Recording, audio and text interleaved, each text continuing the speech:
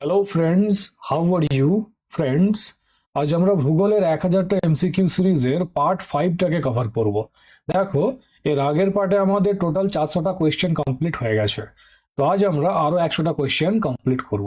তো আজ তোমাদের টোটাল 500টা কোয়েশ্চেন কভার হয়ে যাবে। তো 10টা পার্টে তোমাদের টোটাল 1000টা এমসিকিউ কমপ্লিট হয়ে যাচ্ছে, ঠিক আছে? তো চলো আজকের ক্লাস শুরু করা যাক। দেখো, আজকের ক্লাসের প্রথম প্রশ্ন হচ্ছে অযোধ্যা পাহাড় কোন রাজ্যে অবস্থিত? তো এটা পশ্চিমবঙ্গ রাজ্যে অবস্থিত, আর পশ্চিমবঙ্গ রাজ্যের পুরুলিয়া জেলায় অবস্থিত। এবার দেখো, অযোধ্যা পাহাড়ের সর্বোচ্চ শৃঙ্গের নাম কি? তো চেমটা বুরু। চেমটা বুরু। আর এর উচ্চতা কত? 712 মিটার। ঠিক আছে, 712 মিটার এর উচ্চতা। দেখো, গোর্গা বুরু। গোর্গা বুরু, এটাকে আগে অযোধ্যা পাহাড়ের সর্বোচ্চ শৃঙ্গ ধরা হতো, বর্তমানে এটা দ্বিতীয় সর্বোচ্চ শৃঙ্গ। দ্বিতীয় সর্বোচ্চ শৃঙ্গ। সর্বোচ্চ শৃঙ্গ হয়ে যাবে চেমটা বুরু। রিসেন্টলি যে গবেষণা হয়েছে, তো সেই সাম্প্রতিক গবেষণায় চেমটা বুরুকে অযোধ্যা পাহাড়ের সর্বোচ্চ শৃঙ্গ ধরা হয়েছে। ঠিক আছে, তো মাথায় রাখবে চেমটা বুরু। আর এর উচ্চতা কত? তো 712 মিটার। ওকে। নেক্সট হচ্ছে কচ্ছ শব্দের অর্থ কি? তো জলাময় দেশ। তো কচ্ছের রন গুজরাটে রয়েছে, তাই তো? তো সেই কচ্ছ শব্দের অর্থ হয়ে যাবে জলাময় দেশ। স্কাই রিভার নামে কোন নদী পরিচিত? তো ব্রহ্মপুত্রকে স্কাই রিভার বলা হয়। আগে বাড়ি, চল। নেক্সট হচ্ছে জম্মু কোন নদীর তীরে অবস্থিত? তো তাবি নদীর তীরে অবস্থিত। আর এই তাবি নদীটা চেনাব নদীর একটা প্রধান শাখা নদী। ঠিক আছে, তাবি নদী চেনাব নদীর একটা প্রধান শাখা নদী। নেক্সট, মৌরাখী নদীর ওপর নির্মিত মসানজোড় বাঁধকে কানাডা বাঁধ কেন বলা হয়? তো 1954-55 সালে কানাডা সরকারের সহযোগিতায় নির্মাণ কাজ সম্পূর্ণ হয় বলে এই বাঁধের অপর নাম হচ্ছে কানাডা বাঁধ। নেক্সট, অষ্টমুদি হ্রদ কোন রাজ্যে অবস্থিত? তো অষ্টমুদি হ্রদটা কেরালার কোলাম জেলাতে অবস্থিত। আর এটা ভেম্বানদ হ্রদের পর কেরালার দ্বিতীয় বৃহত্তম হ্রদ। দেখো, এর 8টা বাহু রয়েছে, তাই এটাকে অষ্টমুদি বলা হয়। ঠিক আছে, তো মাথায় রাখবে অষ্টমুদি হ্রদটা কেরালার কোলাম রাজ্যে অবস্থিত। আর এটা ভেম্বানদ হ্রদের পর কেরালার দ্বিতীয় বৃহত্তম হ্রদ। আগে বাড়ি, চলো। নেক্সট হচ্ছে ভারতের সর্বোচ্চ জলপ্রপাতের নাম কি? তো কুঞ্চিকল জলপ্রপাত। আর এর উচ্চতা কত? 455 মিটার। নেক্সট হচ্ছে ভারতের সুনামি পূর্বাভাস কেন্দ্র কোথায় অবস্থিত? তো অন্ধ্রপ্রদেশের হায়দ্রাবাদে অবস্থিত। আর এটা 15ই অক্টোবর 2007 সালে স্থাপিত হয়। নেক্সট, প্রশান্ত মহাসাগরের সুনামি সতর্কতা কেন্দ্র কোথায় অবস্থিত? তো হনুলুলুতে। ঠিক আছে, আগে বাড়ি। নেক্সট, আন্তর্জাতিক জলাভূমি দিবস কবে পালিত হয়? তো 2রা ফেব্রুয়ারি। নেক্সট, রামসার চুক্তি কত সালে কার্যকর হয়? তো 1971 সালে। আর এটা ইরানের রামসার শহরে স্বাক্ষরিত হয়েছিল। এই যে আন্তর্জাতিক চুক্তি, এটা ইরানের রামসার শহরে স্বাক্ষরিত হয়, আর 1971 সালে এটা কার্যকর হয়। নেক্সট, কার্বন মুক্ত দেশ কোনটি? তো ভুটান। ভুটানে কার্বনের যে এমিশন সেটা কত? 0, 0। তো কার্বন মুক্ত দেশ হয়ে যাবে ভুটান। আগে বাড়ি। নেক্সট, কাঞ্চনজঙ্ঘার ন্যাশনাল পার্ক ইউনেস্কোর ওয়ার্ল্ড হেরিটেজ সাইটের তালিকায় কবে স্থান পায়? তো 18 জুলাই 2016 সালে। নেক্সট, সুন্দরবন ইউনেস্কোর ওয়ার্ল্ড হেরিটেজ সাইটের তালিকায় কবে স্থান পায়? আর এটা মনে হয় ওয়েস্ট বেঙ্গল স্কুল সার্ভিস কমিশনের এক্সামে চলেও এসছে এই কোয়েশ্চেনটা। তো কি হবে? 1987 সালে। এগুলো আসতেই থাকে, ঠিক আছে, তো ভালো করে পড়ে নেবে। সুন্দরবন ইউনেস্কোর ওয়ার্ল্ড হেরিটেজ সাইটের তালিকায় 1927 সালে স্থান পায়। নেক্সট, ভারতে ইউনেস্কো প্রদত্ত বর্তমানে মোট কতগুলি স্থান ওয়ার্ল্ড হেরিটেজের তকমা পেয়েছে? তো 35টা হবে না, বর্তমানে 45টা হবে। ঠিক আছে, তো 45টা স্থান ওয়ার্ল্ড হেরিটেজের তকমা পেয়েছে ভারতে। দেখো, 2026 সালের জুলাই মাসে দক্ষিণ কোরিয়ার বুসানে অনুষ্ঠিত ইউনেস্কোর বিশ্ব ঐতিহ্য কমিটির 48তম অধিবেশনে সারনাথের প্রাচীন বৌদ্ধ সাইটটি ভারতের 45তম স্থান হিসাবে এই তালিকায় যুক্ত হয়েছে। তো বর্তমানে 45টা স্থান হয়ে যাবে। ওকে। নেক্সট, মধ্য আমেরিকার স্থানান্তর কৃষি কি নামে পরিচিত? তো মিল্পা নামে পরিচিত। নেক্সট হচ্ছে বসুন্ধরা সম্মেলন কবে অনুষ্ঠিত হয়? তো 1992 সালে। আর এটাকে আর্থ সামিট, পৃথিবী শিখর সম্মেলন বা বসুন্ধরা সম্মেলনও বলা হয়। ঠিক আছে, আগে বাড়ি, চলো। নেক্সট হচ্ছে জাভা দ্বীপ কোন মহাসাগরে অবস্থিত? তো প্রশান্ত মহাসাগরে অবস্থিত, প্রশান্ত মহাসাগরে।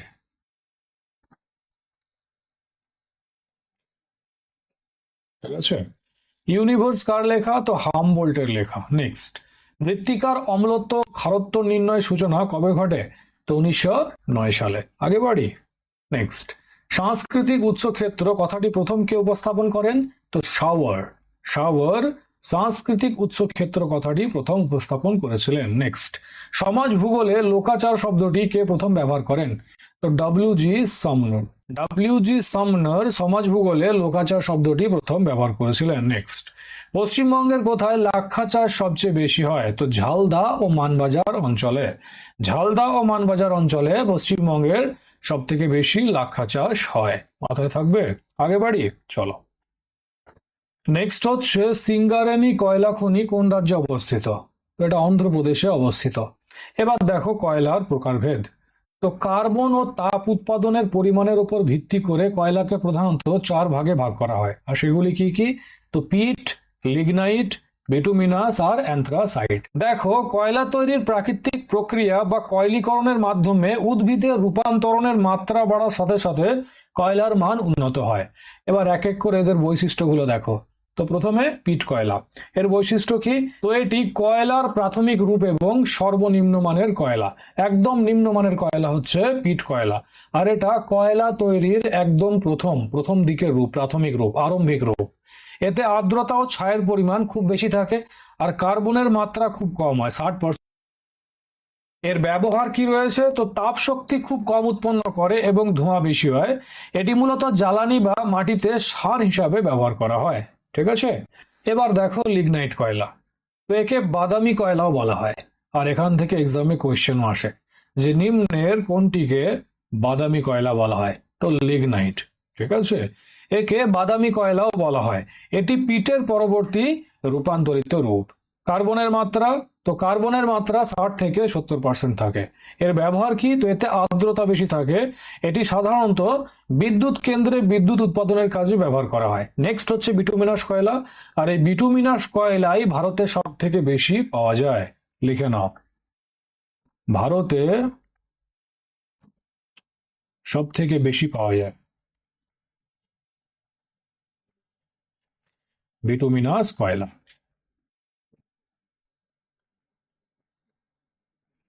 ওকে, এর বৈশিষ্ট্য কি?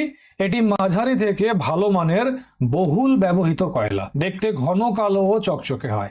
এতে কার্বনের মাত্রা কত থাকে? তো 70 থেকে 86%। এর ব্যবহার, তো এটি প্রচুর তাপ উৎপন্ন করে। এটি বিদ্যুৎ উৎপাদন, গৃহস্থলীর কাজে এবং ইস্পাত শিল্পে ব্যাপকভাবে ব্যবহার করা হয়।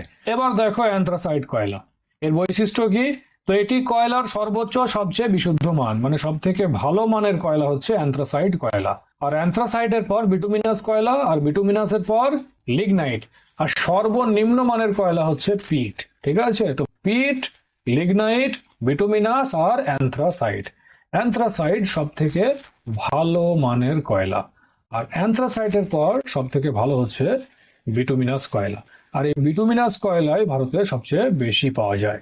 ঠিক আছে, তো এটি অত্যন্ত শক্ত, ভঙ্গুর ও উজ্জ্বল কালো বর্ণের হয়। এতে কার্বনের মাত্রা কত থাকে? তো প্রায় 86% থেকে 98%-এর বেশি। তো কার্বনের মাত্রা যত বেশি থাকবে কয়লাটা তত বেশি ভালো হবে। তো সব থেকে বেশি কার্বনের মাত্রা অ্যান্থ্রাসাইটই পাওয়া যায়।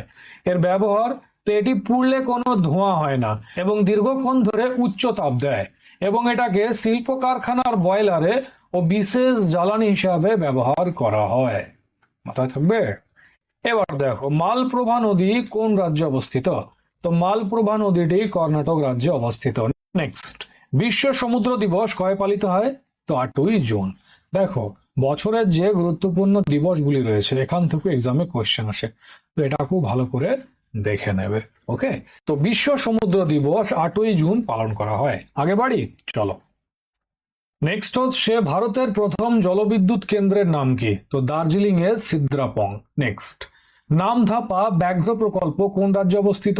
তো অরুণাচল প্রদেশে। নেক্সট, সাইক্লোন বা অ্যান্টি সাইক্লোন কার প্রভাবে হয়? তো বাণিজ্য বায়ুর। ঠিক আছে, ট্রেড উইন্ডের। ট্রেড উইন্ড বা বাণিজ্য বায়ুর প্রভাবে হয়।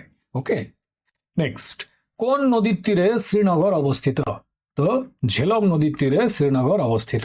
আর একটু আগে কি দেখলাম, জম্মু, তো জম্মুটা তাবি নদীর তীরে অবস্থিত, আর শ্রীনগরটা ঝেলম নদীর তীরে অবস্থিত, তো মাথায় রাখবে। নেক্সট হচ্ছে দার্জিলিং থেকে বিচ্ছিন্ন হয়ে একটি নতুন জেলা তৈরি হয়েছে, তার নাম কি? তো কালিম্পং জেলা। আমরা জানি প্রশাসনিক সুবিধার জন্য বিভিন্ন জেলাকে ভাগ করা হয়, তাই তো? বর্ধমান থেকে পূর্ব বর্ধমান, পশ্চিম বর্ধমান হয়ে গেল। একই রকম ভাবে দার্জিলিং থেকে কালিম্পং। তো এইভাবে জেলাগুলোকে ভাগ করা হয়। তো কোন সালে কোন জেলাগুলোকে ভাগ করা হয়েছিল, এটাকেও এক নজর দেখে নেবে, এখান থেকেও কোয়েশ্চেন আসে। ওকে, তো দার্জিলিং থেকে বিচ্ছিন্ন করে কালিম্পং জেলাকে তৈরি করা হয়েছে। নেক্সট, বাংলার দক্ষিণে বঙ্গোপসাগরে জেগে ওঠা নতুন দ্বীপটির নাম কি?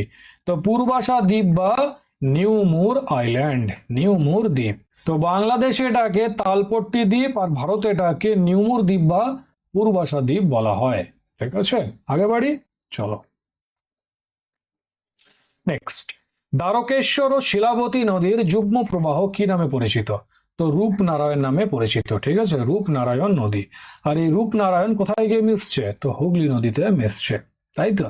নেক্সট হচ্ছে বাংলার সর্বাধিক বৃষ্টিপাতযুক্ত জায়গা বক্সাদুয়ার কোন জেলায় অবস্থিত?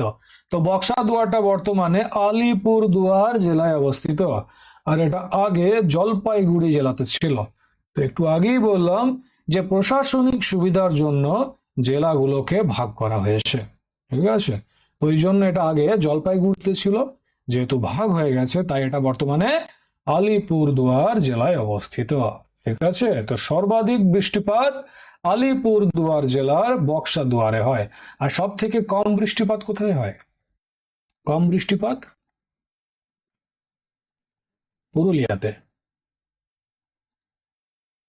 ঠিক আছে, কম বৃষ্টিপাত পুরুলিয়া জেলায় হয়, সব থেকে কম বৃষ্টিপাত পুরুলিয়া জেলায় হয়, আর সব থেকে বেশি বৃষ্টিপাত আলিপুরদুয়ার জেলার বক্সাদুয়ারে হয়। তো মাথায় রাখবে। নেক্সট হচ্ছে দিয়ারা অঞ্চলটি বাংলার কোন জেলার সঙ্গে যুক্ত? তো মালদা জেলার সঙ্গে যুক্ত। আগে বাড়ি। নেক্সট, বাংলার রাঢ় অঞ্চলে সবচেয়ে বড় নদী কোনটি? তো দামোদর। আর দামোদরকে কি বলা হয়? বাংলার দুঃখ, বাংলার দুঃখ। আর বিহারের দুঃখ কাকে বলা হয়? কোশি নদীকে। আর ত্রাসের নদী কাকে বলা হয়?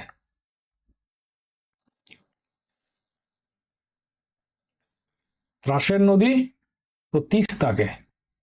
ঠিক আছে, তিস্তাকে ত্রাসের নদী, আর বাংলার দুঃখ দামোদরকে বলা হয়। এখন আর বাংলার দুঃখ বলা হয় না দামোদরকে, কারণ দামোদরের মধ্যে এখন অনেক ড্যাম রয়েছে। ঠিক আছে, তো বর্ষাকালে যখন খুব বৃষ্টি হয় তো বৃষ্টির জলটাকে ড্যামের মাধ্যমে নিয়ন্ত্রণ করা হয়। কিন্তু প্রাচীনকালে ড্যাম ছিল না, তো কি হতো? বৃষ্টি হলেই বন্যা হতো, আর বন্যায় অনেক ক্ষয়ক্ষতি হতো। আর সেই ক্ষয়ক্ষতির জন্যই বাংলার দুঃখ বলা হতো দামোদর নদকে। ঠিক আছে, তো বাংলার দুঃখ দামোদর নদ, ত্রাসের নদী তিস্তা, আর বিহারের দুঃখ কোশি নদীকে বলা হয়। মাথায় রাখবে এগুলো। নেক্সট, বাংলার কোন জেলায় সবচেয়ে কম বৃষ্টিপাত হয়? তো একটু আগেই বললাম, পুরুলিয়া। নেক্সট, বাংলার কোন জেলায় সবচেয়ে বেশি গরম পড়ে? তো পশ্চিম বর্ধমান জেলার আসানসোলে।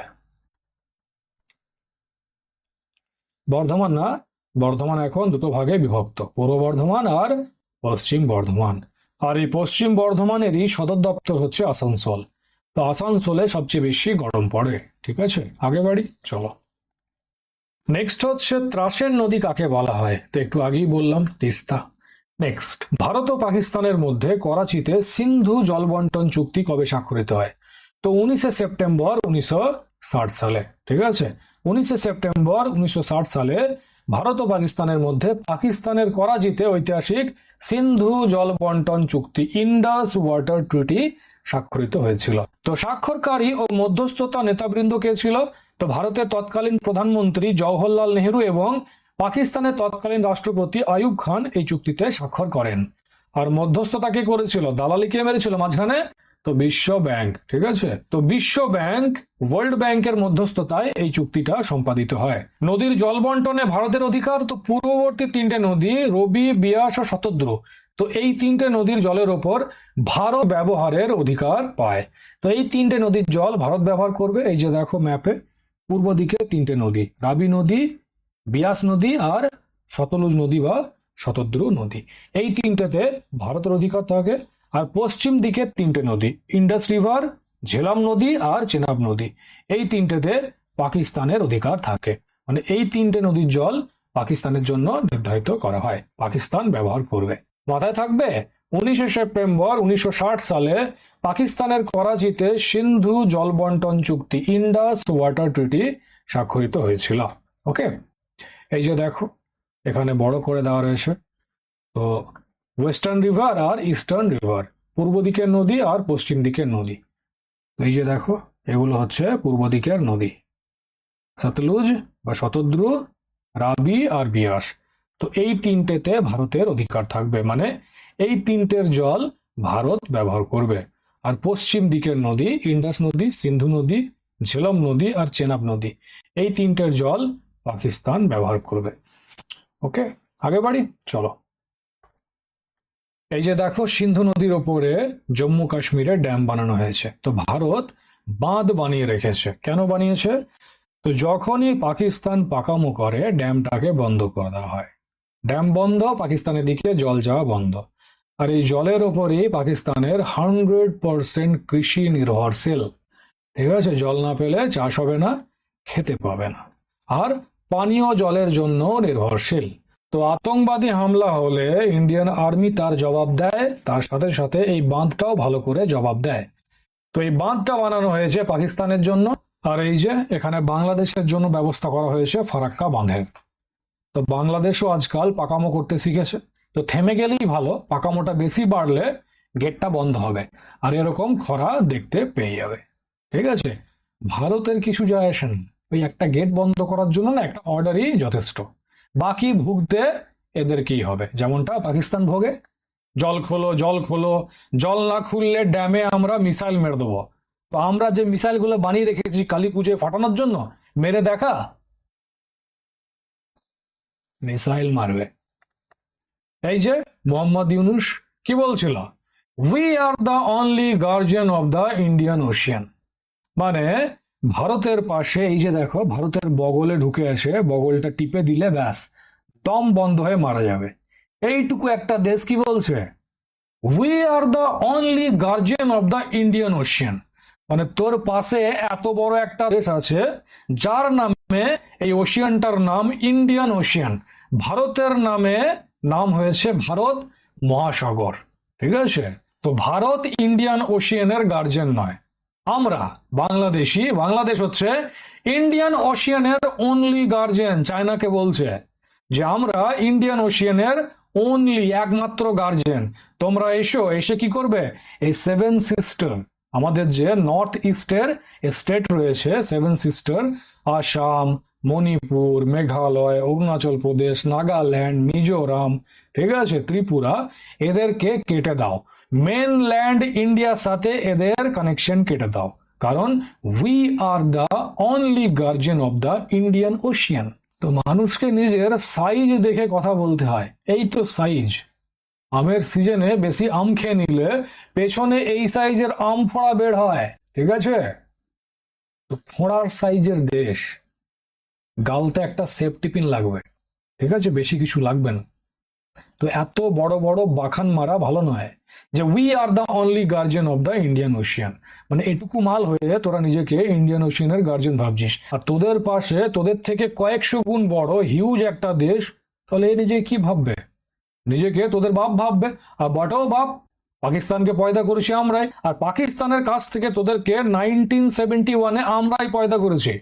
তো বাপের সাথে দাদুর সাথে সম্মান দিয়ে কথা বলতে শেখ। ঠিক আছে, আর তোদের একা যুদ্ধ করার মুরদ নেই, তোদের বাপ লাগে একটা করে। তো নিজের বাপটার সাথে থাক। চায়নাকে বাপ বানাচ্ছিস একবার, আমেরিকাকে বাপ বানাচ্ছিস একবার, পাকিস্তানও তাই করে, আমেরিকার কোলে গিয়ে বসে পড়ে। মানে নিজের মুরদে যদি লড়ার ক্ষমতা থাকে তাহলে মানতাম, নিজের সেই ক্ষমতাটা নেই। 4-5টা করে বাপ পুষে রেখেছিস আর বাপের ভরসায় লাফাস যে পাপ্পা, ড্যাডি, চায়না ড্যাডি এসে আমাদেরকে বাঁচাবে। ঠিক আছে, তো চায়না ড্যাডি বাঁচাতে আসবে না। চায়না ড্যাডি বাঁচাতে এলে ভারতের মিসাইলের রেঞ্জ বেজিং অব্দিও যায়। তো এই স্বপ্নগুলো দেখা ছাড়, দিনের বেলায় স্বপ্ন দেখতে নেই, দিবা স্বপ্ন ডে ড্রিমিং করতে নেই। রাতের বেলায় স্বপ্ন দেখ। আর স্বপ্ন কি দেখবি? গায়ের মধ্যে বোম বেঁধে জিহাদ করা, ঠিক আছে, বোম বেঁধে যেখানে সেখানে ফুটে যাওয়া। তো এই স্বপ্নগুলো তোদের মানায়? বোম বেঁধে ফুটে যাবি, তারপরে জান্নাতে যাবি, জান্নাতে গিয়ে 72,000 হুর ওদের সাথে ফুর্তি করবি। 72,000 হুর তোদের গায়ে মধু ঢালবে, দিয়ে মধুটাকে চেটে দেবে, তারপর দুধের গঙ্গায় ঘটি করে করে দুধ তুলে তুলে তোদেরকে চান করাবে। তো এই স্বপ্নগুলো তোদের মানায়? এই 7টা সিস্টারকে কাটার, চিকেন নেককে কাটার স্বপ্ন মানায় না। শোন কি হবে, কি হবে অ্যাকচুয়ালি শোন। এই যে চিকেন নেক রয়েছে, এই চিকেন নেকটাকে বাড়িয়ে এলিফ্যান্ট নেক করতে ইন্ডিয়ান আর্মির 3 দিন লাগবে। 3 দিনও ঠিক করে লাগবে না, ঠিক আছে। এই যে বাংলাদেশের মাথা, এটাকে কেটে বাড়িয়ে এলিফ্যান্ট নেক করতে 3টে দিনও লাগবে না। আর এই যে চট্টগ্রাম, এখানে কি রয়েছে, ত্রিপুরা রয়েছে, তো এটাকে গ্রেটার ত্রিপুরা করতেও 3 দিন লাগবে না। এই 3 দিনের ভেতরে এই দুটো কাজ সেরে দেওয়া হবে। তো বেশি লাফালাফি করা ভালো না। এই 7 সিস্টার কাটতে গিয়ে নিজেদের মাথা আর পেছন কাটিয়ে বসে থাকবি, যেমনটা আমরা 71-এর পাকিস্তানকে কেটেছি। কেটেছি তবেই তো তোরা পয়দা হয়েছিস বে। এটা কি পূর্ব পাকিস্তান ছিল, এটা পশ্চিম পাকিস্তান ছিল। নিজের বাপ ঠাকুমাদেরকে জিজ্ঞেস করে নিস কিভাবে ইন্দিরা গান্ধীর সরকারে 1971-এ ইন্ডিয়া তোদের হেল্প করেছিল। আর আজকে তোরা ঘুরিয়ে ইন্ডিয়াকে চোখ দেখাচ্ছিস আর কি বলছিস, we are the only guardian of the Indian Ocean. তো পাকিস্তানকে একটা ভাগে কেটেছি, আর শুনে রাখ, কিছুদিনের মধ্যে পাকিস্তানের বালুচিস্তান এটাও কাটবো। পাকিস্তানকে কেটে কেটে ঠুটো করে দেওয়া হবে। পাকিস্তানের হাতও থাকবে না, হেগে ছোচানোর জন্য যে হাত থাকবে না সেটাও থাকবে না, সব কেটে দেওয়া হবে। তো পাকিস্তান তোদের থেকে 10 টাইমস বেটার। তো পাকিস্তানের যদি আমরা এই হাল করতে পারি, একবার ভেবে দেখ তোদের কি করতে পারি, ঠিক আছে। তো তোরা এই বাপের ভরসায় নাচা বন্ধ কর। তো একজন ভালো প্রতিবেশীর মতো যদি পাশে থাকতে মন হয় থাক, চুপচাপ পাশে পড়ে আছিস পড়ে থাক, ঠিক আছে। পাকামো করলে সেই পাকামোটাকে ঘোচাতে আমরা খুব ভালো করে জানি। ভালো করে থাকতে মন হয় থাক, না থাকতে মন হয় না থাক। দুটো কন্ডিশনেই ভারতের কিচ্ছু যায় আসে না, থাকলেও যায় আসে না, না থাকলেও যায় আসে না। পাকামো করতে গেলে ভুগতে হবে, কারণ প্রত্যেকটা ভারতবাসী জানে তোদের নিজের দমে ওড়ার ক্ষমতা নেই। তোদের ওড়ার জন্য পাখা লাগে না, বাপ লাগে, অবৈধ বাপ, চায়না আর আমেরিকার মতো বাপ, ঠিক আছে। তোদের নিজের মুরদে কিচ্ছু করার ক্ষমতা নেই, মিলিয়ে নিস, ঠিক আছে। একবার ভালো করে আত্মচিন্তন করিস, ঘেঁটে দেখিস ভেতরটাকে, কিচ্ছু নেই। কি করবি বে এতটুকু জায়গা? হ্যাঁ, কিচ্ছু করতে পারবি না। যদি ভারতের মাইন্ডসেট কোনদিন পাল্টে যায় না, তোদের মতো জেহাদি হয়ে যায় না, একদিনে গুটিয়ে যাবি পাকিস্তান আর বাংলাদেশ। ভারত একটা সহনশীল রাষ্ট্র, একটা গার্জেনের মতো তার আশপাশের প্রতিবেশী দেশগুলোর যে সার্বভৌমত্ব সেটা সম্মান করে, নিজেও স্বাধীনভাবে থাকে, আশপাশের দেশগুলোকেও স্বাধীনভাবে বাঁচতে দেয়। যেদিন ভারত একটা ঠিকঠাক সারফিরা প্রধানমন্ত্রী পেয়ে যাবে, তোদেরকে জব্দ করতে টাইম লাগবে না। এই কথাগুলো বলার সাহস পাবি না যে 7 সিস্টারকে কেটে দেবো, we are the only guardian of the Indian Ocean. চায়নাকে ডাকা হচ্ছে যে চায়না এসো, আমরা ভারত মহাসাগরের গার্জেন, এসো দিয়ে কেটে দাও। তো কেন ডাকছিস? তোরা যদি গার্জেন হস, নিজেদের দমে কেটে দেখা আছে মুরদ।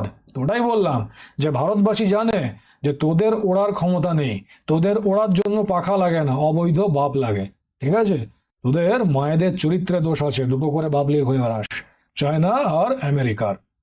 আর সেই অবৈধ ডবল ডবল বাপের সন্তান তোরা। আর তোদের স্বপ্ন 7 সিস্টারকে কাটবি। ওই জন্য বললাম যে দিবা স্বপ্ন দেখিস না, রাত্রিবেলায় শো ভালো করে, দিয়ে জন্নতে যাওয়ার স্বপ্ন দেখ, জন্নত যাবি। গায়ের মধ্যে বোমা বেঁধে নিজেও ফাটবি, নিজেও মরবি, আর কিছু নিরীহ প্রাণী যারা কিচ্ছু করে নাই তাদেরকেও মারবি। তোরা এইগুলোই পারিস, ঠিক আছে। পাকিস্তানও তাই করে, আর তোরাও ওই রাস্তাতেই হাঁটছিস। দিয়ে জন্নত গিয়ে কি হবে? 72,000 হুর তোদের গায়ে মধু ঢেলে চাটবে। এই ধরনের মালের গায়ে 72,000 হুর কি করবে? মধু ঢালবে, মধু ঢেলে জিভে করে চাটবে, তারপর দুধের নদী থেকে ঘটি করে দুধ তুলে তুলে এর মাথায় দুধ ঢেলে ঢেলে চান করাবে, দিয়ে আবার চাটবে। এরকম মালকে না ভারতের কুকুর চাটবে না। শখ কত, বলে বেড়াচ্ছে we are the only guardian of the Indian Ocean. চায়নাকে প্রস্তাব দিচ্ছে যে চায়না এসো এসো, দিয়ে সেভেন সিস্টারকে ইন্ডিয়ার যে মেন ল্যান্ড সেখান থেকে কেটে দাও, বিচ্ছিন্ন করে দাও। তো বললাম তো এগুলো স্বপ্ন, ওই স্বপ্ন দেখাই হবে। আর এই যে এখানে ফারাক্কা বাঁধের ব্যবস্থা করা হয়েছে। তো বাটটা বেড়েছ, থেমে যাও। বেশি বাড়লে খরানি দেখতে হবে, খরানি, ঠিক আছে? চাষের জন্য তো জল থাকবেই না, পান করার জন্য জল পাওয়া যাবে না, ঠিক আছে? চাষ তো অনেক দূরের কথা। তারপর কি করবি? পাকিস্তান থেকে গাধা নিয়ে আসবি, দিয়ে গাধার মুত খেয়ে খেয়ে মুত পান করে করে নিজেদের পিপাসা মেটাবি, আর চায়নাকে বলে বেড়াবি we are the only guardian of the Indian Ocean. Okay, তো তোদের ব্যবস্থা 1996 সালে ভালো করে করা হয়েছে।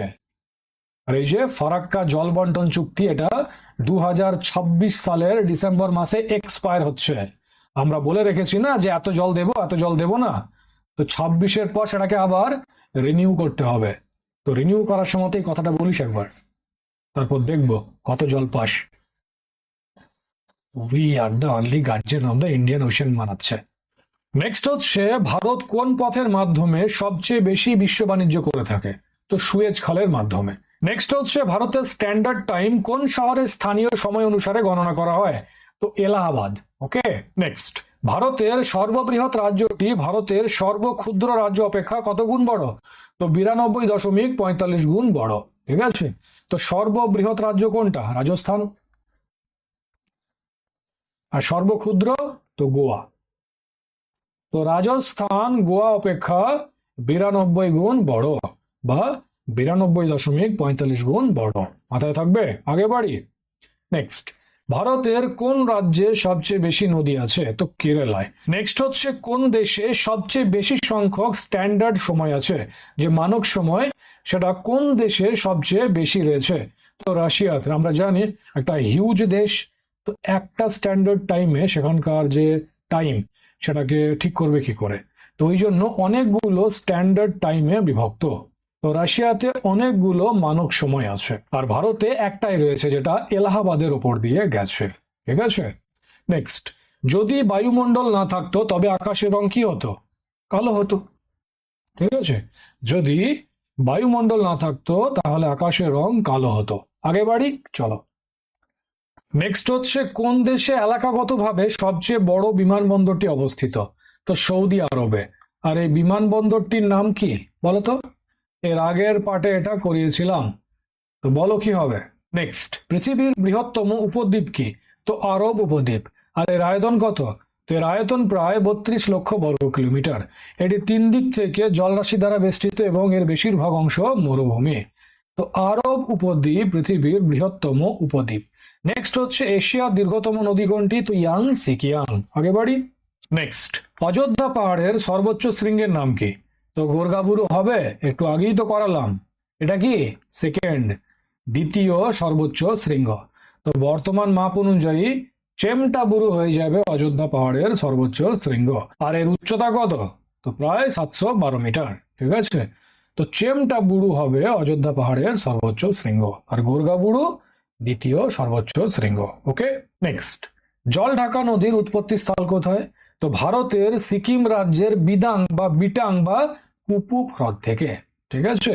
ভারতের সিকিম রাজ্যের বিদাং বা বিটাং বা কুপুপ হ্রদ থেকে জল ঢাকা নদীর উৎপত্তি হয়েছে। তবে উৎপত্তির পর এটা সিকিম ও ভুটানের সীমান্ত এবং ভুটানের ভেতর দিয়ে প্রবাহিত হয়ে পশ্চিমবঙ্গে প্রবেশ করেছে। তো উৎপত্তি স্থল সিকিম হিমালয়ের দংকা পর্বতমালার কাছে জ্যালেপলা পাসের নিকট বিদাং হ্রদ, বিদাং বা বিটাং হ্রদ। আর এর অন্য নাম কি? তো সিকিমে এই নদীটি ডিচু নামে পরিচিত, ঠিক আছে? জলঢাকা নদীটা সিকিমে ডিচু নামে পরিচিত, তো মাথায় রাখবে। আর উৎপত্তি স্থল তো সিকিম হিমালয়ের দংকা পর্বতমালার কাছে যে জ্যালেপলা পাস আছে, তো সেই জ্যালেপলা পাসের নিকট বিদাং বা বিটাং হ্রদ। ওকে, আগে বাড়ি, চলো। নেক্সট হচ্ছে সৌরজগতের কোন গ্রহের উপগ্রহের সংখ্যা সর্বাধিক? তো সৌরজগতের মধ্যে শনি গ্রহের উপগ্রহের সংখ্যা সর্বাধিক। তো বর্তমানে শনির 146টি উপগ্রহ রয়েছে। দেখো, নতুন আবিষ্কার অনুযায়ী এর সংখ্যা আরো বেশি। কেন বলছি? এই সংখ্যাটা আবার পরে বাড়তে পারে। কি হয়, নাসা দূরবীন লাগিয়ে বসে থাকে সবসময়তে, আর গ্রহগুলোকে দেখতে থাকে। তো যখনই নতুন কোনো উপগ্রহ পায়, অ্যাড হয়ে যায়। তো ওই জন্য সংখ্যাটা স্থির থাকে না। তো খেয়াল রাখবে, যখনই পড়বে তো গুগল একবার সার্চ করে দেখে নেবে সংখ্যাটা কত আছে। ঠিক আছে? তো বর্তমানে এর সংখ্যা 146টি, যা অন্য যে কোনো গ্রহের তুলনায় বেশি। এবার দেখো, শনির সম্পর্কে কিছু তথ্য দেওয়া রয়েছে। তো সর্বমোট উপগ্রহ 146টি। এবার দেখো বৃহত্তম উপগ্রহ। শনির সব থেকে বড় উপগ্রহ হচ্ছে টাইটান। ওর নামটা মাথায় রাখবে, এখান থেকে কোয়েশ্চেন আসে। ঠিক আছে? শনির সবচেয়ে বড় এবং সৌরজগতের দ্বিতীয় বৃহত্তম উপগ্রহ হচ্ছে টাইটান। তাহলে সব থেকে বড় উপগ্রহ কার রয়েছে? সব থেকে বড় উপগ্রহ রয়েছে বৃহস্পতির। আর নামটা কি? গ্যানিমেড। গ্যানিমেড, এটা কি সর্ববৃহৎ, আর এটা বৃহস্পতির উপগ্রহ। তো মাথায় রাখবে, গ্যানিমেড হচ্ছে সৌরজগতের সব থেকে বড় উপগ্রহ, আর দ্বিতীয় বৃহত্তম উপগ্রহ হচ্ছে শনির টাইটান। আর টাইটান শনির সবচেয়ে বড় উপগ্রহ। মাথায় থাকবে। এবার দেখো, শনির অন্যান্য উপগ্রহ কি রয়েছে? তো এনসেলাডাস, মিমাস, রিয়া আর টেথিস। কি বললাম? এনসেলাডাস, মিমাস, রিয়া আর টেথিস। আর সব থেকে বড় উপগ্রহ শনির টাইটান। আর এই টাইটানটা সৌরজগতের দ্বিতীয় বৃহত্তম উপগ্রহ। আর সৌরজগতের সব থেকে বড় উপগ্রহের নাম হচ্ছে গ্যানিমেড। আর গ্যানিমেডটা বৃহস্পতির উপগ্রহ। ঠিক আছে? এবার দেখো অন্যান্য যে প্রধান গ্রহ রয়েছে তাদের উপগ্রহের সংখ্যা। তো বৃহস্পতির 95টি উপগ্রহ রয়েছে। Next Uranus. তো ইউরেনাসের 28টা উপগ্রহ রয়েছে। আর নেপচুনের 14টা উপগ্রহ রয়েছে। আগে বাড়ি। নেক্সট হচ্ছে শীতল গ্রহের নাম কি? এবার গ্রহ বলছে, তো প্লুটো হবে? হবে না, প্লুটো তো গ্রহই নয়। ইন্টারন্যাশনাল অ্যাস্ট্রোনমিক্যাল ইউনিয়ন প্লুটোকে গ্রহ তালিকা থেকে সরিয়ে বামন গ্রহে রেখে দিয়েছে। এটা বামন গ্রহ। তো গ্রহ জানতে চেয়েছে, তো প্লুটো হবে? হবে না। কি হবে? আমাদের সৌরজগতের সবচেয়ে শীতলতম গ্রহ হচ্ছে ইউরেনাস। ঠিক আছে? যদিও নেপচুন সূর্য থেকে অনেক দূরে অবস্থিত, তবুও ইউরেনাসের বায়ুমণ্ডলে সবচেয়ে কম তাপমাত্রা রেকর্ড করা হয়েছে। আরে তাপমাত্রাটা কত? তো -224 ডিগ্রি সেলসিয়াস বা -371 ডিগ্রি ফারেনহাইট। ঠিক আছে? তো নেপচুন সূর্য থেকে অনেক দূরে অবস্থিত। তো হিসাব মতো নেপচুন কি সব থেকে ঠান্ডা হওয়া দরকার, কিন্তু ইউরেনাসের বায়ুমণ্ডলে সবচেয়ে কম তাপমাত্রা রেকর্ড করা হয়েছে। আর এই তাপমাত্রাটা হচ্ছে -224 ডিগ্রি সেলসিয়াস বা -371 ডিগ্রি ফারেনহাইট। আর সেই কারণেই সৌরজগতের সবচেয়ে শীতলতম গ্রহ হয়ে যাবে ইউরেনাস। আর প্লুটো কেন হবে না? একটু আগেই বললাম যে প্লুটো হচ্ছে বামন গ্রহ। বামন গ্রহ, এই গ্রহ নেই আর। ঠিক আছে? বাদ পড়ে গেছে। ওকে। এবার দেখো ইউরেনাস কেন সবচেয়ে ঠান্ডা। তো সূর্য থেকে দূরত্ব প্রায় 2.86 বিলিয়ন কিলোমিটার। আর এর ভেতর থেকে তাপ বের হয় খুব কম, খুব কম মাত্রায় তাপটা বের হয়। আর এর অদ্ভুত কাত হয়ে ঘুরে দাঁড়ানোর ধরন আবহাওয়াতে প্রভাব ফেলে। এবার দেখো নেপচুন বনাম ইউরেনাস। তো একটু আগেই বললাম যে নেপচুন হলো সূর্য থেকে সবচেয়ে দূরের গ্রহ। তবে বৈজ্ঞানিক মাপে ইউরেনাসের ভেতরে রেকর্ড করা সর্বনিম্ন তাপমাত্রা সব গ্রহের চেয়ে কম। আর সেই কারণে ইউরেনাসটা কি সৌরজগতের সব থেকে শীতলতম গ্রহ। এবার দেখো প্লুটো কি গ্রহ, যেটা একটু আগেই বললাম।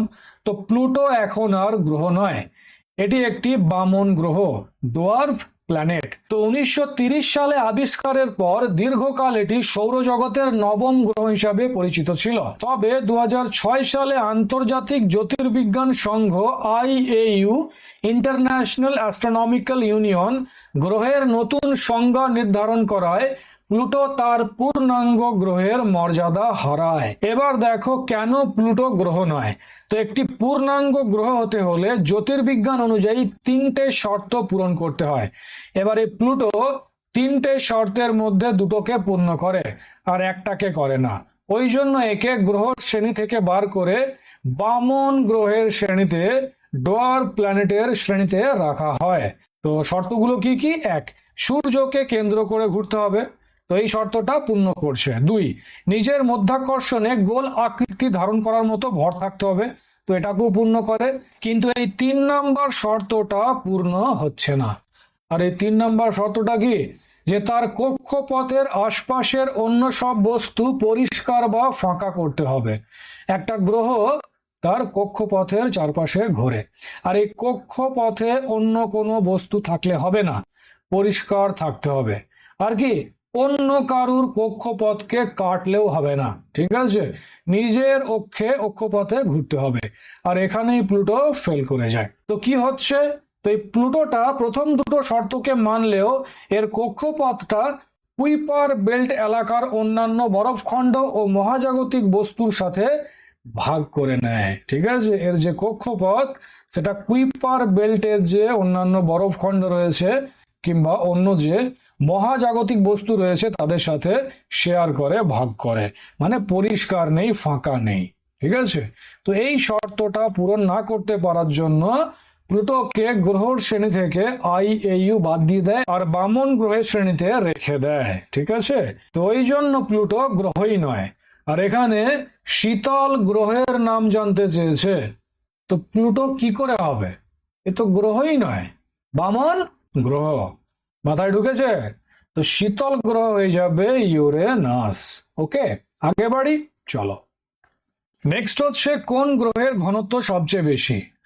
তো দেখো এখানে শনি দেওয়া আছে উত্তর, শনিটা ভুল। কেমন, এবার বলবে যে ভুলটা কেন রেখে দিয়েছি। তো দেখো এখানে শনিটাকেও রেখে দিয়েছি, আবার এখানে প্লুটোটাকেও রেখে দিয়েছি, আর দুটোই ভুল। তো রাখার একটাই উদ্দেশ্য, সেখান থেকে PDF ডাউনলোড করে পড়বে না, ঠিক আছে, অনেক ভুল আনসার থাকে। ওকে, তো আমি এখানে ভুলগুলোকে সব কারেক্ট করে দিয়েছি।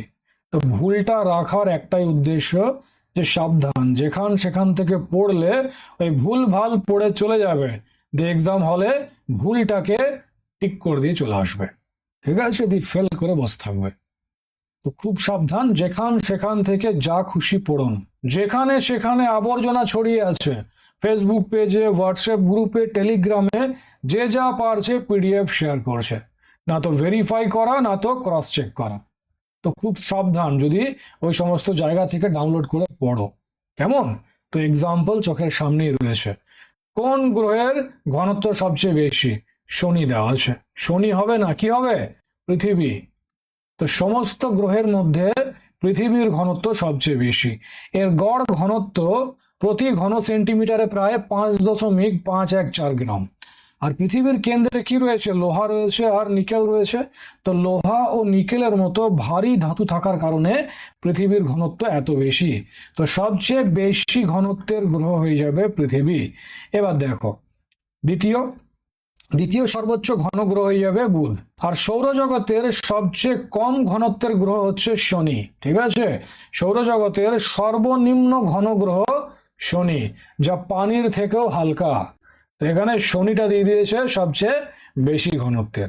কি হতো এটা, সবচেয়ে কম ঘনত্বের। সর্বনিম্ন ঘনত্বের গ্রহ হবে শনি, আর সর্বোচ্চ ঘনত্বের গ্রহ হয়ে যাবে পৃথিবী। আর যেটা বললাম মাথায় রাখবে, সেখান থেকে PDF ডাউনলোড করে পড়তে লেগে যেও না, ঠিক আছে। ভুল ভাল আনসার পড়ে নেবে, দিয়ে এক্সাম হলে ভুলটাকে ঠিক করে দিয়ে চলে আসবে, ফেঁসে যাবে।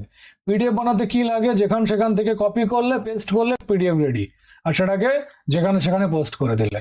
তো পোস্ট করে দিলেই হয়ে যায়, দায়িত্ব শেষ। হ্যাঁ, পোস্টটাকে, যেটা তুমি কপি করছো সেটাকে ক্রস চেক করো, ঠিক না ভুল, তথ্যটাকে রিচেক করো, ভেরিফাই করো, তারপরে দাও। তো এগুলো করলে খাটতে হবে। তো খাটছে কোথায়, সেখান থেকে মাল মশলা কপি করছে, পেস্ট করছে, PDF বানিয়ে পোস্ট করে দিচ্ছে, আর মানুষ এগুলোকে ডাউনলোড করে পড়ছে, ভুল ভাল আনসার করে এসে বলছে ফেল করে যাচ্ছে। তো ফেল করবে না তো কি করবে, এখানে শনি উত্তর দেওয়া আছে। হ্যাঁ, সব থেকে কম ঘনত্বের গ্রহ হবে শনি, এখানে বেশি ঘনত্বের গ্রহের জায়গায় ভরে দিয়েছে জবরদস্তি। ওকে, তো মাথায় রাখবে এগুলো। নেক্সট হচ্ছে ভারতের বৃহত্তম নদীর নাম কি, তো গঙ্গা নদী। আর গঙ্গা নদীর দৈর্ঘ্য কত, 2525 কিলোমিটার। আর এটা আমি এর আগের পার্টেও বুঝিয়েছিলাম। যত রকমের বৃহত্তম নদী আছে এক জায়গাতে বুঝিয়ে দিয়েছিলাম, নীল, অ্যামাজন, ইয়াংসি, তারপর ভারতের গঙ্গা, বাংলাদেশের পদ্মা, সব করেছিলাম, তাই তো। আগে বাড়ি, চলো। নেক্সট হচ্ছে ভারতের রক গার্ডেন কোথায় অবস্থিত? তো চণ্ডীগড়ে অবস্থিত। দেখো, ভারতের সবচেয়ে বিখ্যাত ও প্রধান রক গার্ডেন চণ্ডীগড় শহরে অবস্থিত। এটি বর্জ্য পদার্থ ও রিসাইকেল করা জিনিস দিয়ে তৈরি একটি বিশাল ভাস্কর্য উদ্যান, যা নেকচাঁদ সানি নামের একজন ব্যক্তি তৈরি করেছিলেন। এবার দেখো, ভারতের আরো কয়েকটি রক গার্ডেনের এক্সাম্পল দেওয়া রয়েছে। তো দার্জিলিং পশ্চিমবঙ্গ, পাহাড়ের ঢালে ও ঝর্ণার পাশে অবস্থিত। রাঁচি ঝাড়খণ্ড, তো কাঁধে ও পাহাড়ি এলাকায় অবস্থিত একটি সুন্দর পর্যটন কেন্দ্র। এবার দেখো এদের প্রধান বৈশিষ্ট্য সমূহ। তো চণ্ডীগড়ের রক গার্ডেন, এটা 40 একর জায়গা জুড়ে বিস্তৃত। ভাঙা চুড়ি, সিরামিক টাইলস এবং বর্জ্য পদার্থ দিয়ে এটা তৈরি করা হয়েছে। দার্জিলিং এর রক গার্ডেন, তো চারপাশের প্রাকৃতিক সৌন্দর্য এবং চুনু ওয়াটারফলস, ঠিক আছে, চুনু ঝর্ণা, তো চুনু ওয়াটারফলস এর জন্য এটা বিখ্যাত। ওকে, আগে বাড়ি, চলো। নেক্সট হচ্ছে পশ্চিমবঙ্গের কোন জেলায় মহকুমা নেই? তো কলকাতাতে, ঠিক আছে। নেক্সট, কোন বায়ুকে বাণিজ্য বায়ু বলা হয়? তো আয়ন বায়ুকে। আয়ন বায়ুকে বাণিজ্য বায়ু বা ট্রেড উইন্ড বলা হয়। দেখো, প্রাচীনকালে পালতোলা জাহাজে করে এই নিয়মিত বায়ুপথ ধরে বিভিন্ন দেশের মধ্যে সমুদ্রপথে বাণিজ্য ও যাতায়াত হতো বলে এর নাম বাণিজ্য বায়ু বা ট্রেড উইন্ড রাখা হয়েছে। এবার দেখো এই বায়ুর বৈশিষ্ট্য কি? তো কর্কটীয় ও মকরীয় উচ্চ বলয় থেকে নিরক্ষীয় নিম্নচাপ বলয়ের দিকে এই বায়ু নিয়মিতভাবে প্রবাহিত হয়। আমরা জানি যে হাই থেকে লো, তাই তো, হাই প্রেশার থেকে লো প্রেশারের দিকে বায়ু প্রবাহিত হয়। বায়ু, জল সবই হাই থেকে লোয়ের দিকে যায়। কেমন? তো কর্কটীয় ও মকরীয় উচ্চচাপ বলয় থেকে নিরক্ষীয় নিম্নচাপ বলয়ের দিকে এই বায়ু নিয়মিতভাবে প্রবাহিত হয়। দেখো, এই যে এই আমাদের পৃথিবী, তো এটা কি 0 ডিগ্রি নিরক্ষরেখা, আর এটাকে ITCZ বলা হয়, ঠিক আছে, ITCZ। সূর্য যখন নিজের স্থান বদলায়, আমরা জানি ওপর নিচে করে, তো সূর্যের অবস্থান অনুযায়ী এই ITCZ-টা ওঠা নামা করে। এটা কাল্পনিক একটা রেখা, কেমন, ধরে বসে থাকবে না, যেখানে বলেছে বলে এখানেই, ঠিক আছে, ওঠা নামা করে। ওকে, তো 0 ডিগ্রি নিরক্ষরেখা, এটা কি 30 ডিগ্রি, এটা 60 ডিগ্রি, এটা কি নর্থ পোল, আর এটা সাউথ পোল। তো এদিকেও 30 ডিগ্রি হবে, 60 ডিগ্রি হবে। এবার দেখো, এটা কি লো, নিম্ন, নিম্ন জোন, আর এটা হাই, এটাও কি হাই। তো কি বললাম যে হাওয়া সবসময়, হাওয়া কিংবা জল হাই থেকে লোয়ের দিকে যায়। তো বায়ুটা কি করে প্রবাহিত হবে? হাই থেকে লো। তো দেখো এইভাবে উইন্ডের ফ্লো হচ্ছে, বায়ুটা এইভাবে প্রবাহিত হচ্ছে, দেখতে পাচ্ছ? দেখো, এখানে বেশি ভেতরে ঢুকবো না, এই জিনিসগুলো জিওগ্রাফি ফাউন্ডেশন ক্লাসের জিনিস। এখানে আমরা কোয়েশ্চেন আনসারের প্র্যাকটিস করছি, অল্প করে বোঝার মতো, কাজ চলার মতো বুঝিয়ে আমি কেটে পড়বো, ঠিক আছে। বেশি ভেতরে ঢুকতে গেলে এতগুলো কোয়েশ্চেন হবে না, কেমন? তো যেটুকু বোঝানোর আমি ততটুকুই বুঝিয়ে বেরিয়ে যাব। তো কি বললাম যে হাওয়া হাই থেকে লোয়ের দিকে প্রবাহিত হয়। তো এটা দেখো সাব ট্রপিক্যাল হাই, তো হাই থেকে লো, ঠিক আছে, লো, এই লো জোনে এইভাবে হাওয়াটা চলবে, বায়ুটা প্রবাহিত হবে। আর এদিকে কি হবে? তো এদিকেও হাই থেকে লোয়ের দিকে যাবে। তো এইভাবে, 1 মিনিট কালারটা চেঞ্জ করি, এইভাবে, দেখতে পাচ্ছ, হাই থেকে লো, এই যে হাই, এটা কি লো, তো হাই থেকে লোয়ে যাবে। দক্ষিণ গোলার্ধে এইভাবে, এটা কি দক্ষিণ গোলার্ধ, এটা উত্তর গোলার্ধ, নর্থ পোল সাউথ পোল। তো দক্ষিণ গোলার্ধ আর উত্তর গোলার্ধে এইভাবে। তো ডাইরেকশনটা, দিকটাকে মাথায় রাখবে।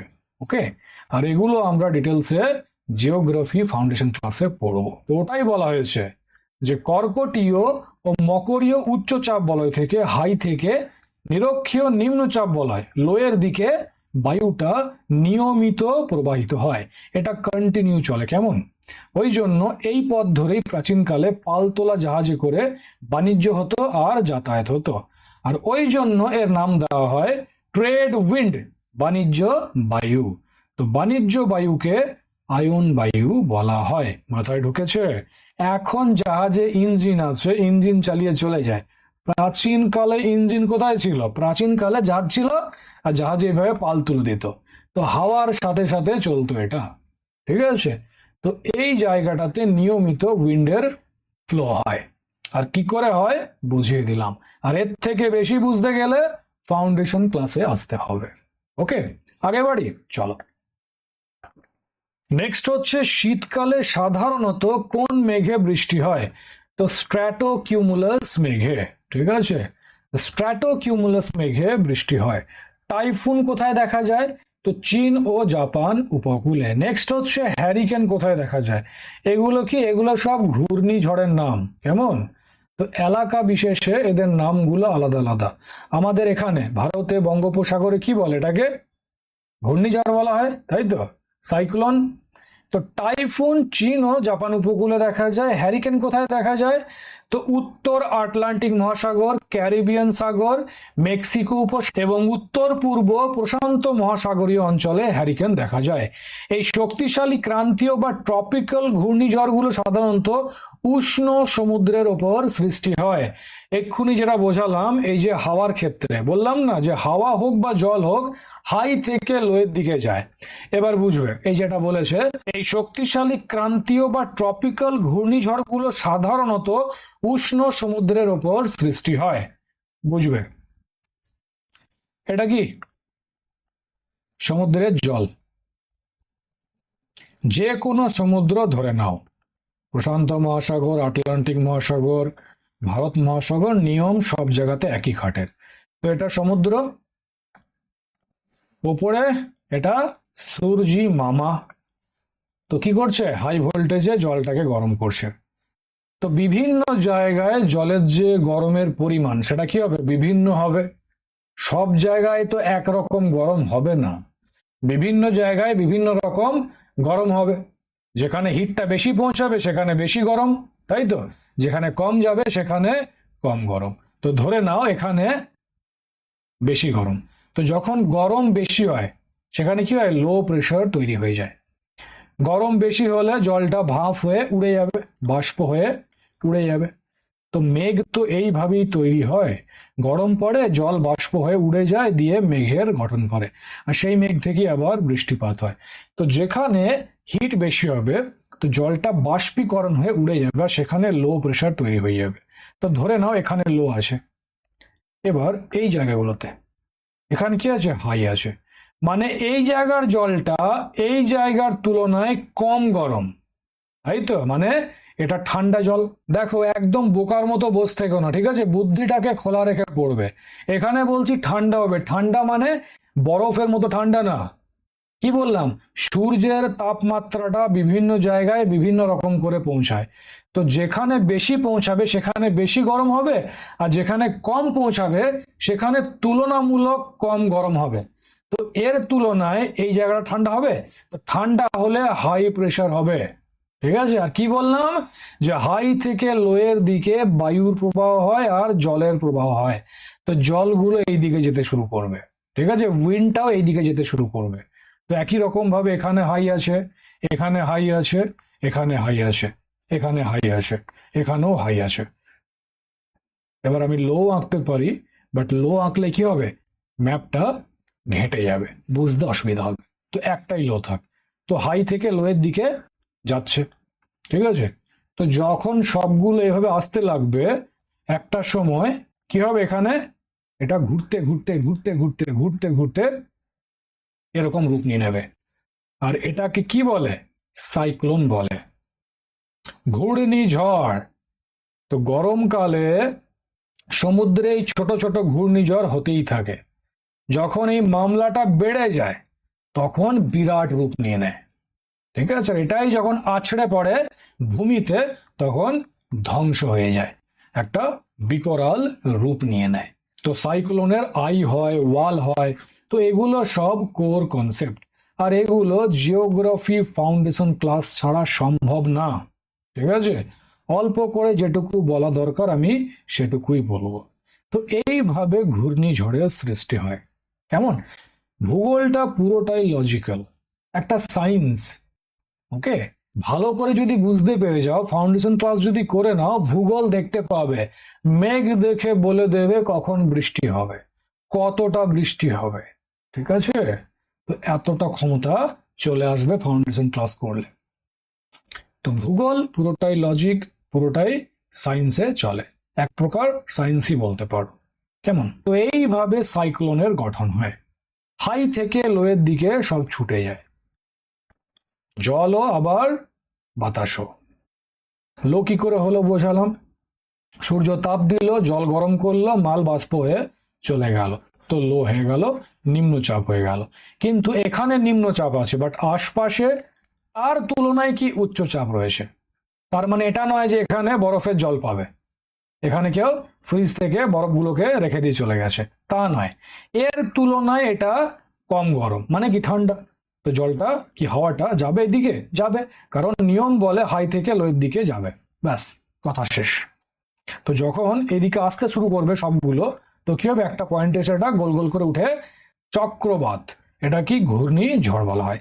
তো এরই অঞ্চল ভেদে বিভিন্ন নাম রয়েছে, কোথাও টাইফুন, কোথাও হ্যারিকেন, কোথাও সাইক্লোন, কোথাও ঘূর্ণিঝড়, ঠিক আছে। তো টাইফুন কোথায় দেখা যায়, চীন ও জাপান উপকূলে। হ্যারিকেন উত্তর আটলান্টিক মহাসাগর, ক্যারিবিয়ান সাগর, মেক্সিকো উপসাগর, উত্তর পূর্ব প্রশান্ত সাগর ইত্যাদিতে। আগে বাড়ি, এবার দেখো অঞ্চল ভেদে এই ধরনের ঝড়ের ভিন্ন নাম রয়েছে, যেমন উত্তর ভারত মহাসাগর ও বঙ্গোপসাগর এগুলোকে ঘূর্ণিঝড় বা সাইক্লোন বলা হয়, যেটা একটু আগেই বোঝালাম, এবং উত্তর পশ্চিম প্রশান্ত মহাসাগরে টাইফুন নামে পরিচিত। তো অঞ্চল ভেদে এদের নাম ভিন্ন ভিন্ন হয়, কোথাও ঘূর্ণিঝড়, সাইক্লোন, কোথাও টাইফুন, কোথাও হ্যারিকেন, ঠিক আছে। নেক্সট, সিডার ঝড় কোথায় দেখা যায়, তো ভারত ও বাংলাদেশে, ঠিক আছে, ভারত ও বাংলাদেশে সিডার ঝড় দেখতে পাওয়া যায়। নেক্সট হচ্ছে পশ্চিমবঙ্গের কোথায় উলফ্রাম খনিজ পদার্থ পাওয়া যায়, তো বাঁকুড়া জেলার ছেন্দা পাথর ও তার পার্শ্ববর্তী অঞ্চল যেমন থানপাড়া এলাকায় উলফ্রাম খনিজ পদার্থ পাওয়া যায়।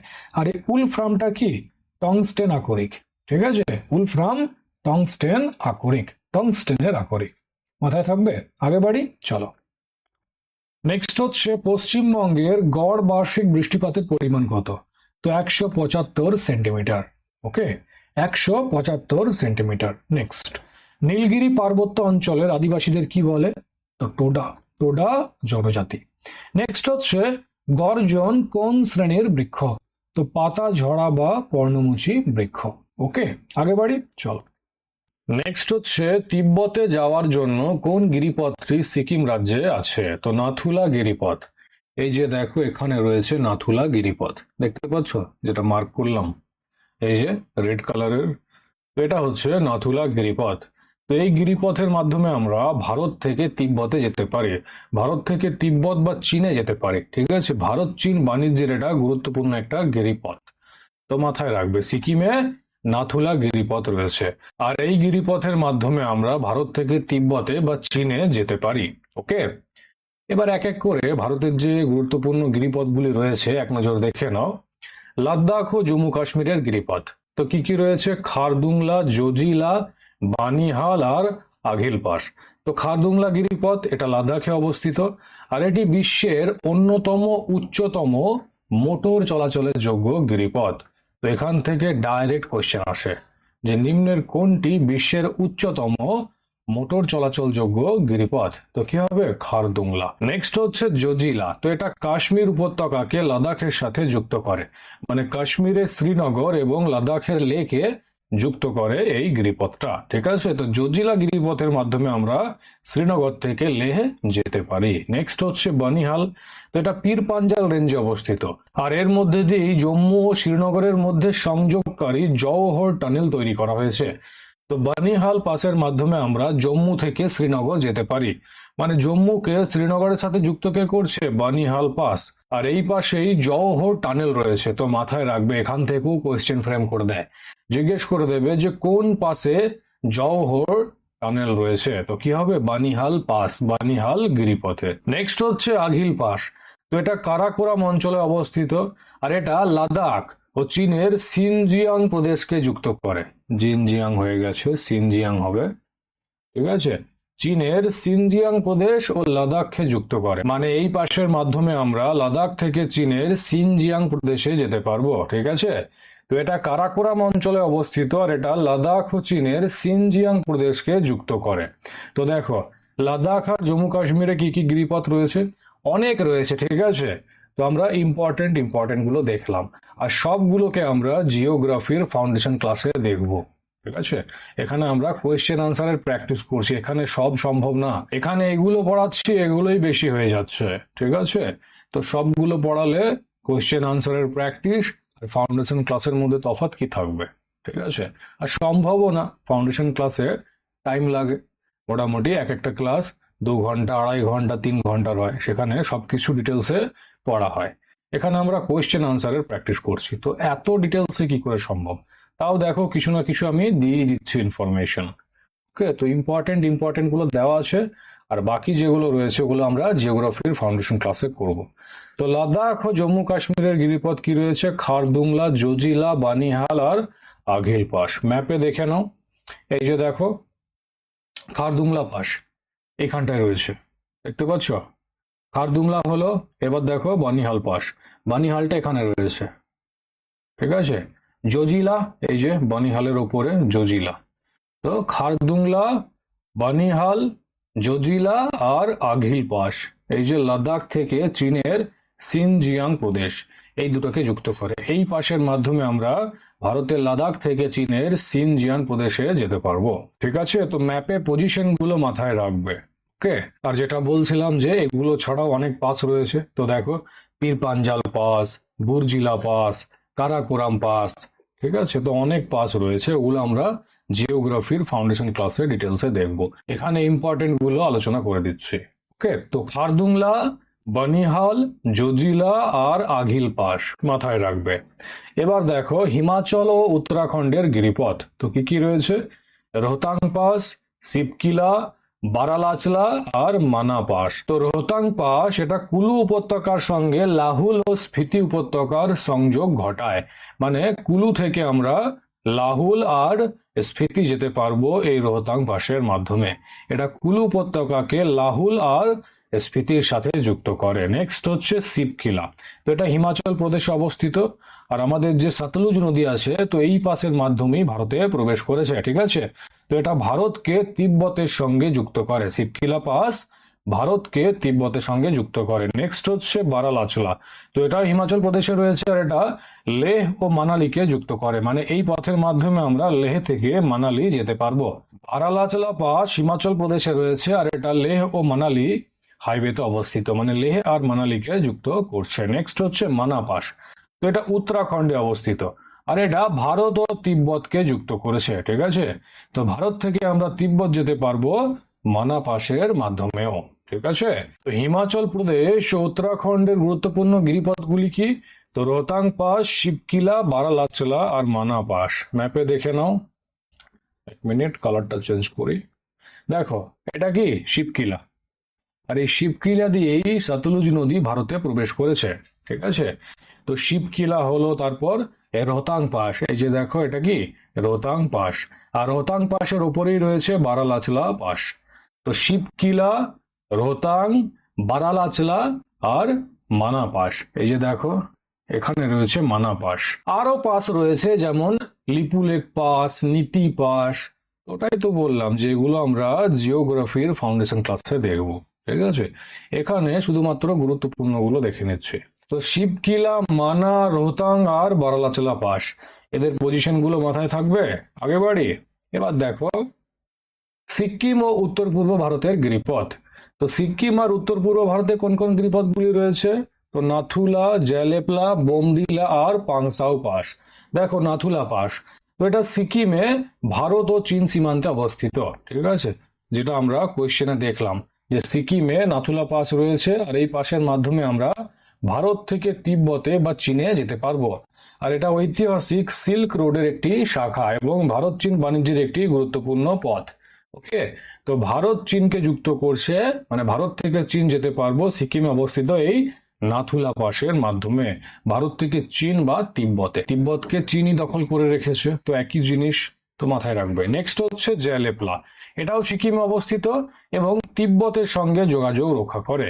তো সিকিম থেকে তিব্বত বা ভারত থেকে তিব্বত আমরা জেলেপলা পথের মাধ্যমেও যেতে পারি। নেক্সট হচ্ছে বোমডিলা, তো এটা অরুণাচল প্রদেশে অবস্থিত, আর অরুণাচল প্রদেশকে তিব্বতের সঙ্গে যুক্ত করছে, মানে অরুণাচল প্রদেশ থেকে আমরা তিব্বত যেতে পারবো বোমডিলা পাসের মাধ্যমে। আর নেক্সট হচ্ছে পাংসাও পাস, তো এটা অরুণাচল ও মায়ানমার সীমান্তে অবস্থিত। আর এটা পটকাই পাহাড়ে রয়েছে, ঠিক আছে, পটকাই যে হিল রয়েছে পটকাই পাহাড়ে অবস্থিত। তো অরুণাচল প্রদেশ থেকে আমরা মায়ানমার যেতে পারবো এই পাংসাও পাসের মাধ্যমে। তো মাথায় রাখবে সিকিম আর উত্তর পূর্ব ভারতের গুরুত্বপূর্ণ গিরিপথ হচ্ছে নাথুলা, জ্যালেপলা, বোমডিলা আর পাংসাও। ম্যাপে দেখে নেওয়া যাক, এক মিনিট। এই যে দেখো, এটা কি নাথুলা, আর নাথুলার নিচেই রয়েছে জ্যালেপলা। তো নাথুলা পাস, জ্যালেপলা পাস, এটা সিকিমে রয়েছে। নেক্সট বোমডিলা, এই যে দেখো, এটা কি বোমডিলা। আর এই হচ্ছে পাংসাও পাস, দেখতে পাচ্ছ এই যে যেটা মার্ক করছি, তো পাংসাও পাস।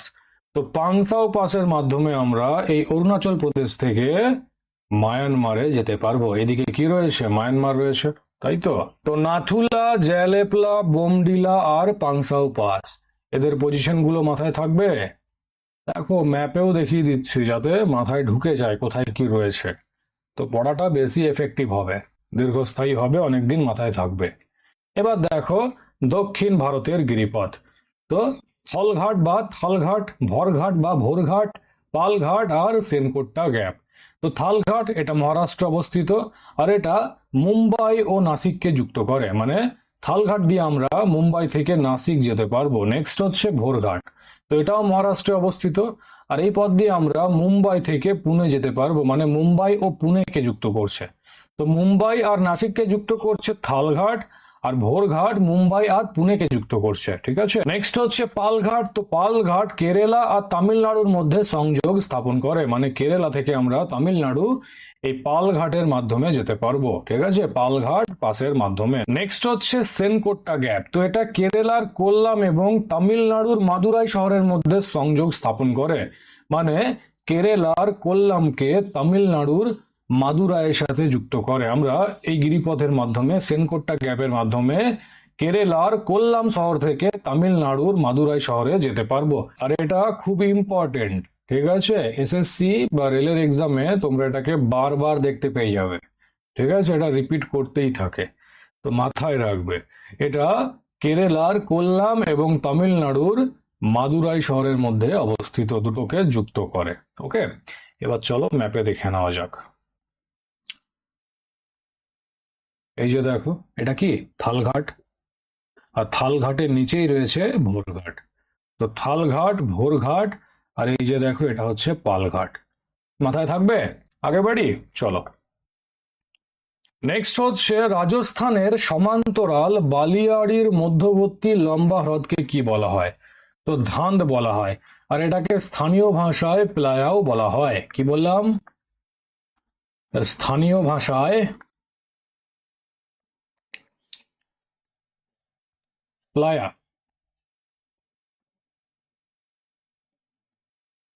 তো এর আগের পার্টে মরু অঞ্চলের যে বিভিন্ন ভূমিরূপ, ইনসেল বার্জ, তারপর পেডিমেন্ট, বাজাদা আর প্লায়া বুঝিয়েছিলাম, তো সেই প্লায়া, ঠিক আছে। তো লবণাক্ত হ্রদ হয় প্লায়া, তাই তো। দেখো যারা আগের পার্ট করে এসছো বুঝতে পারবে, আর যারা করো নাই তারা ভাববে কে জানে কি। তো ভাবো বসে বসে, ক্লাসগুলো পার্টগুলো মুখ দেখতে দিয়েছি তো, যে প্রত্যেকটা ক্লাসে আমি রিপিট করব একই জিনিসকে, কাজ নেই আমার। তো রাজস্থানের সমান্তরাল বালিয়াড়ির মধ্যবর্তী লম্বা হ্রদকে ধান্দ বলা হয়, আর এটাকে স্থানীয় ভাষায় প্লায়া বলা হয়। আর প্লায়া, ইনসেলবার্জ, পেডিমেন্ট, বাজাদা কি এর আগের পার্টে বুঝিয়ে দিয়েছি, যারা দেখো নাই করে নিও। নেক্সট, তুঙ্গভদ্রা বাঁধ প্রকল্পটি কোন রাজ্যে আছে? তো এটা কর্ণাটক রাজ্যে রয়েছে। নেক্সট হচ্ছে ক্রান্তীয় চিরহরিত অরণ্য কোন রাজ্যে নেই? তো হিমাচল প্রদেশে নেই। আর বলতো হিমাচল প্রদেশ ছাড়া আর কোন কোন রাজ্যে ক্রান্তীয় চিরহরিত অরণ্য দেখতে পাওয়া যায় না? আর কোন কোন রাজ্যে দেখতে পাওয়া যায়? দেখো, ক্রান্তীয় চিরহরিত অরণ্য, তারপর পর্ণমোচী অরণ্য, মরু অঞ্চলের গুল্ম উদ্ভিদ, ম্যানগ্রোভ অরণ্য আর পার্বত্য অরণ্য।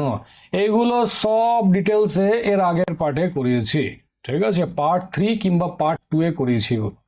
এটা কি পার্ট 5 চলছে, কেমন? তো সব করে দিয়েছি, তো আর ভেতরে ঢুকছেন। আর আমাকে জানাও কি হবে, কোন অঞ্চলে দেখতে পাওয়া যায়, আর হিমাচল প্রদেশ ছাড়া আর কোন কোন অঞ্চলে দেখতে পাওয়া যায় না। আগে বাড়ছি।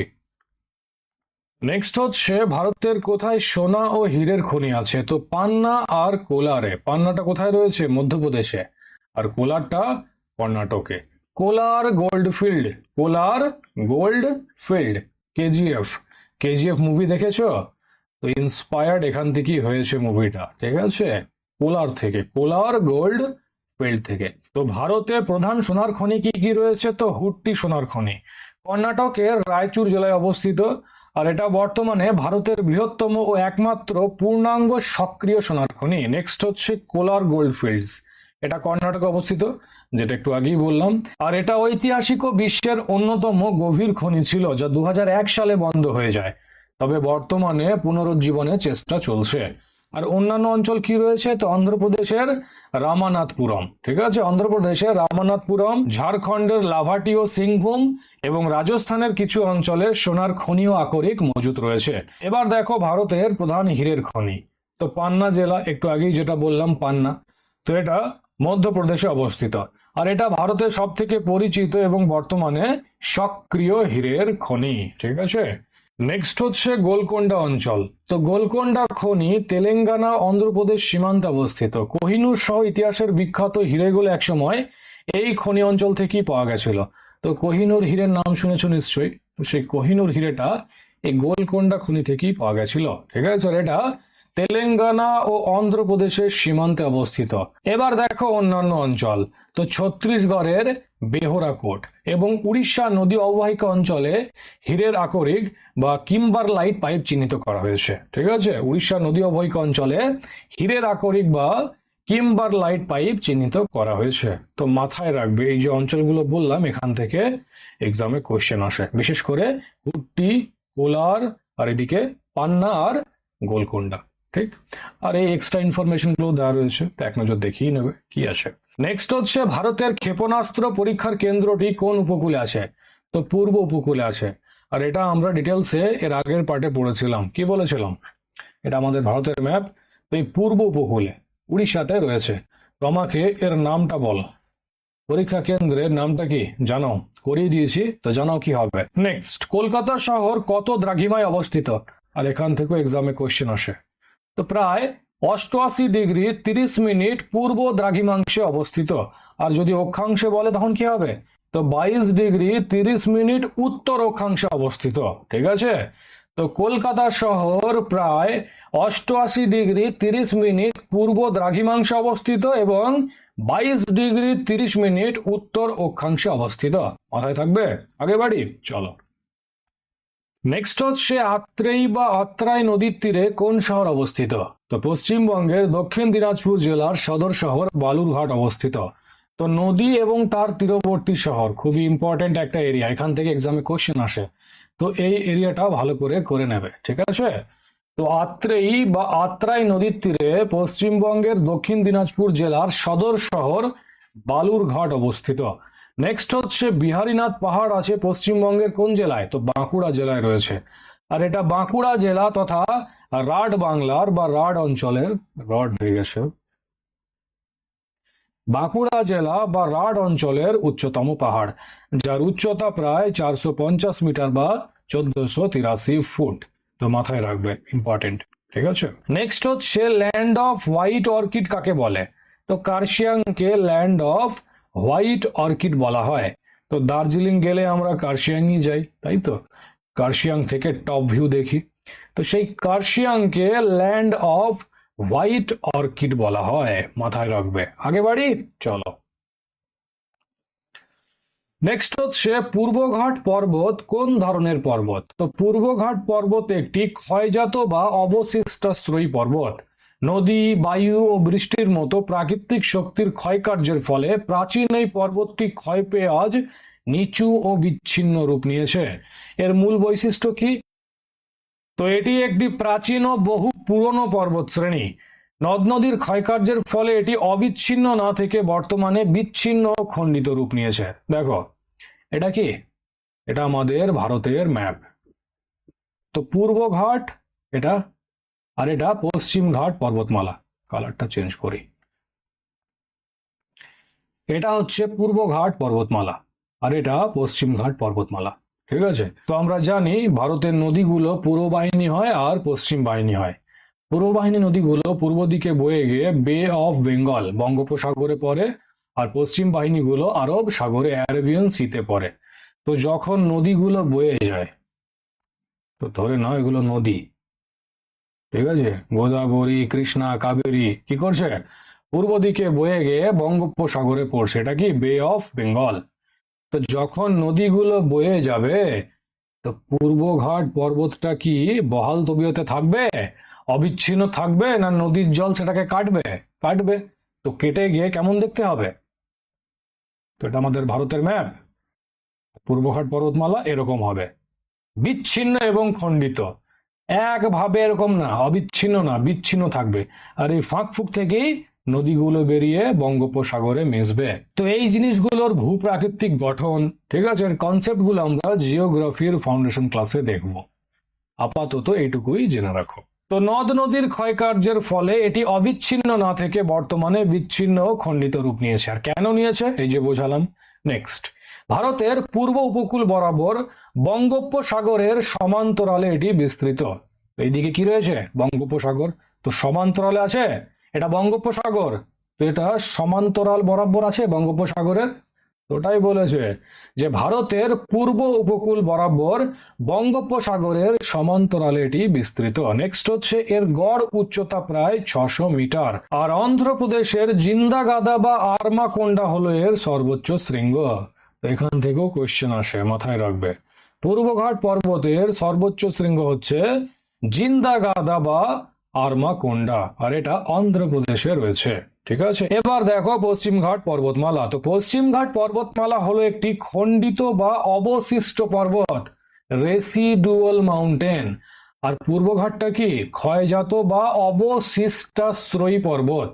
ঠিক আছে, ক্ষয়জাত বা অবশিষ্টাশ্রয়ী পর্বত। আর পশ্চিমঘাটটা কি খণ্ডিত বা অবশিষ্ট পর্বত, রেসিডুয়াল মাউন্টেন।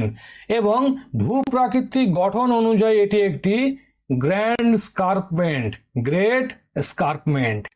তো কি করে এটা স্কার্পমেন্ট হয়ে বসে গিয়ে ধসে গিয়ে তৈরি হয়েছে? তো এগুলো সব জিওগ্রাফির কোর কনসেপ্ট। তো এগুলোকে আমরা জিওগ্রাফির ফাউন্ডেশন ক্লাসে কভার করি। তো তাই বলছি বারবার যে জিওগ্রাফির কনসেপ্ট গুলো ক্লিয়ার করতে হলে ফাউন্ডেশন ক্লাসে আসতে হবে। এখানে সবকিছু পসিবল না, তাও আমি কিছু না কিছু ইনফরমেশন দিয়ে দিচ্ছি এক্সট্রা। এখানে আমি পূর্বঘাট পর্বত একটি ক্ষয়জাত বা অবশিষ্টাশ্রয়ী পর্বত বলে বেরিয়ে যেতে পারতাম, এত কিছু বলার প্রয়োজন ছিল না। বাট এই ইনফরমেশন গুলো দিচ্ছি যাতে তোমাদের কাজ চলার মতো আন্ডারস্ট্যান্ডিং লেভেলটা বিল্ড হয়ে যায়। ঠিক আছে, এর থেকে বেশি যদি জানতে চাও যে কোর কনসেপ্ট গুলো আছে, তো এর জন্য ফাউন্ডেশন ক্লাসই করতে হবে। উপায় নেই, উপায় থাকলে আমি করিয়ে দিতাম। কেমন? এগুলোর জন্য টাইম লাগে, বললাম তো 2 ঘন্টা 2.5 ঘন্টা করে কি 3 ঘন্টার ক্লাস চলে এক একটা। কোর কনসেপ্ট গুলোকে ক্র্যাক করতে হয়। তো যেখানে যেটুকু বলার দরকার আমি ঠিক বলে দেবো। ওকে, তো পশ্চিমঘাট পর্বতমালা হলো একটি খণ্ডিত বা অবশিষ্ট পর্বত, রেসিডুয়াল মাউন্টেন, এবং ভূপ্রাকৃতিক গঠন অনুযায়ী এটি একটি গ্র্যান্ড স্কার্পমেন্ট, গ্রেট স্কার্পমেন্ট। এটি ভারতের উপদ্বীপীয় মালভূমির পশ্চিম প্রান্তে আরব সাগরের সমান্তরালে অবস্থিত। তো দেখো, এটা পূর্বঘাট পর্বতমালা, এদিকে বঙ্গোপসাগর রয়েছে। আর এটা কি পশ্চিমঘাট পর্বতমালা, আর এদিকে রয়েছে আরব সাগর। তো আরব সাগরের সমান্তরালে অবস্থিত বটে, এদিকে আরব সাগর রয়েছে, তো আরব সাগরের সমান্তরালে অবস্থিত। ঠিক আছে, আগে বাড়ি। এবার দেখো এর গঠন ও বৈশিষ্ট্য। তো এটি প্রাচীন গোন্ডওয়ানা ল্যান্ড ভেঙে যাওয়ার পর সৃষ্টি হয়। ওই যে বললাম ধসে গিয়ে বসে গিয়ে, তো গোন্ডওয়ানা ল্যান্ডটা যখন ভেঙে যায়, তো ভেঙে গিয়ে এটা ধসে গিয়ে সৃষ্টি হয় এইভাবে। ঠিক আছে, এটা টপ, এই জায়গাটা ধসে গেল, তো এইভাবে সৃষ্টি হচ্ছে। কেমন? নেক্সট, এটি উত্তর অংশ মূলত লাভা বা ব্যাসল্ট শিলা দ্বারা গঠিত, যেটা ডেকান ট্রাপ। ঠিক আছে, এর উত্তর অংশ মূলত লাভা বা ব্যাসল্ট শিলা দ্বারা গঠিত। নেক্সট হচ্ছে এর পশ্চিম ঢাল অত্যন্ত তীব্র ও খাড়া, যা আরব সাগরের দিকে নেমেছে। আর এই খাড়া হওয়ার জন্য দেখো সাধারণত কি হয়, নদীগুলো বয়ে গিয়ে যখন সাগরে মেশে, তো সাগরে মেশার আগে বদ্বীপের নির্মাণ করে। যেমন ভারতের সর্ববৃহৎ নদী গঙ্গা নদী, তো গঙ্গা নদী বয়ে গিয়ে বিশ্বের বৃহত্তম বদ্বীপ সুন্দরবন বদ্বীপের গঠন করে, তারপর এটা সাগরে মেশে। তো এইভাবেই কাজ করে। কিন্তু এই আরব সাগরের দিকে কি বললাম, তীব্র ও খাড়া ঢাল আছে। তো এই বদ্বীপের গঠন করতে পারে না। কি করে? অ্যাসচুরি বানায়, ডাইরেক্ট গিয়ে মিশে দেয়। ঠিক আছে, অ্যাসচুরি বানিয়ে বদ্বীপ বানায় না। নেক্সট হচ্ছে পূর্ব ঢাল তুলনামূলকভাবে মৃদু এবং মালভূমির দিকে ঢালু। ঠিক আছে, তো এই ছিল এর গঠন ও বৈশিষ্ট্য। নেক্সট হচ্ছে হুভু বা হুন্ড্রু জলপ্রপাত কোন নদী থেকে সৃষ্ট? তো হুন্ড্রু বা হুভু জলপ্রপাতটি ভারতের ঝাড়খণ্ড রাজ্যের রাঁচি জেলায় সুবর্ণরেখা নদীর গতিপথে সৃষ্টি হয়েছে। আর এখানে নদীর জল 98 মিটার বা 322 ফুট উচ্চতা থেকে নিচে পড়ে। তো সুবর্ণরেখা নদীর গতিপথে হুন্ড্রু বা হুভু জলপ্রপাতটি সৃষ্ট হয়েছে। নেক্সট হচ্ছে সিয়াচেন হিমবাহ কোন পর্বতমালার অংশ? তো কারাকোরাম পর্বতমালার অংশ। ঠিক আছে, আগে বাড়ি, চলো। নেক্সট হচ্ছে রাজস্থানের মরুস্থলীতে চলন্ত বালিয়াড়িকে কি বলে? তো ধ্রিয়ান বলে। ঠিক আছে, বায়ুর গতি ও সঞ্চয় কার্যের ফলে এই বালিয়াড়িগুলো এক স্থান থেকে অন্য স্থানে সরে যায়। তো রাজস্থানের মরুস্থলীতে চলন্ত বালিয়াড়িকে ধ্রিয়ান বলা হয়। নেক্সট হচ্ছে ভারত ও ভুটানের সীমান্ত শহরের নাম কি? তো ফুন্টশোলিং। তো পশ্চিমবঙ্গের জয়গাঁও এবং ভুটানের ফুন্টশোলিং, যা বিখ্যাত ভুটান গেট দ্বারা যুক্ত। নেক্সট, নর্মদা নদী কোন পর্বত থেকে উৎপন্ন হয়েছে? তো মধ্যপ্রদেশের ম্যাকাল পর্বতমালার অমরকণ্টক মালভূমি বা পাহাড় থেকে উৎপন্ন হয়েছে। আর এই ম্যাকাল পর্বতমালাকে মহাকাল পর্বত বলা হয়। ঠিক আছে, তো নর্মদা নদী মহাকাল পর্বত থেকে বা মধ্যপ্রদেশের ম্যাকাল পর্বতমালার অমরকণ্টক মালভূমি বা পাহাড় থেকে উৎপন্ন হয়েছে। ঠিক আছে, আগে বাড়ি, চলো। নেক্সট হচ্ছে সাতপুরা পর্বতের সর্বোচ্চ শৃঙ্গের নাম কি? তো ধূপগড়। আর এটা মধ্যপ্রদেশের পাঁচমারি শহরে মহাদেব পাহাড়ে অবস্থিত। তো ধূপগড়টা মহাদেব পাহাড়ে অবস্থিত। আর এটা সাতপুরা পর্বতের সর্বোচ্চ শৃঙ্গ। আর এর উচ্চতা কত? 1350 মিটার বা 4429 ফুট। ওকে। নেক্সট হচ্ছে কোলার হ্রদ কোন দুটি নদীর সংযোগস্থলে আছে? তো গোদাবরী ও কৃষ্ণা নদীর বদ্বীপে। ঠিক আছে, গোদাবরী ও কৃষ্ণা নদীর ডেল্টার মধ্যবর্তী স্থানে অবস্থিত কোলার হ্রদ। নেক্সট হচ্ছে ভেম্বানদ উপহ্রদ কোন উপকূলে আছে? তো মালাবার উপকূলে রয়েছে। এটা ভারতের দীর্ঘতম হ্রদ এবং কেরালার বৃহত্তম নোনা জলের উপহ্রদ বা কয়াল। তো ভেম্বানাদ উপহ্রদ মালাবার উপকূলে অবস্থিত। আর এটা ভারতের দীর্ঘতম হ্রদ আর কেরালার বৃহত্তম নোনা জলের উপহ্রদ বা কয়াল। মাথায় থাকবে, আগে বাড়ি। এবার দেখো প্যাংগং হ্রদ কোথায় আছে? তো লাদাখে আছে। নেক্সট হচ্ছে জাফরান ভারতের কোথায় পাওয়া যায়? তো কাশ্মীরে পাওয়া যায়। নেক্সট, কৃষ্ণ মৃত্তিকাকে স্থানীয় ভাষায় কি বলে? তো রেগুর। রেগুর মৃত্তিকা বা কালো মাটি। ঠিক আছে, আগে বাড়ি, চলো। নেক্সট হচ্ছে ভারতের বৃহত্তম বন্যপ্রাণী অভয়ারণ্য কোনটি? তো গুজরাটের কচ্ছের রণ অভয়ারণ্য। ভারতের বৃহত্তম বন্যপ্রাণী অভয়ারণ্য হলো গুজরাটের কচ্ছের রণ অভয়ারণ্য। আর কেরলের বৃহত্তম বন্যপ্রাণী সংরক্ষণ ক্ষেত্র কোনটি? তো পেরিয়ার ন্যাশনাল পার্ক ও টাইগার রিজার্ভ। ঠিক আছে, পেরিয়ার ন্যাশনাল পার্ক ও টাইগার রিজার্ভ কেরলের বৃহত্তম বন্যপ্রাণী সংরক্ষণ ক্ষেত্র। আর ভারতের গুজরাটের কচ্ছের রণ অভয়ারণ্য। নেক্সট, এশিয়ার বৃহত্তম বায়ুবিদ্যুৎ কেন্দ্র কোথায় আছে? তো গুজরাটের লাম্বাতে। ঠিক আছে, গুজরাটের লাম্বাতে এশিয়ার বৃহত্তম বায়ুবিদ্যুৎ কেন্দ্র বা উইন্ড ফার্ম অবস্থিত। আগে বাড়ি, চলো।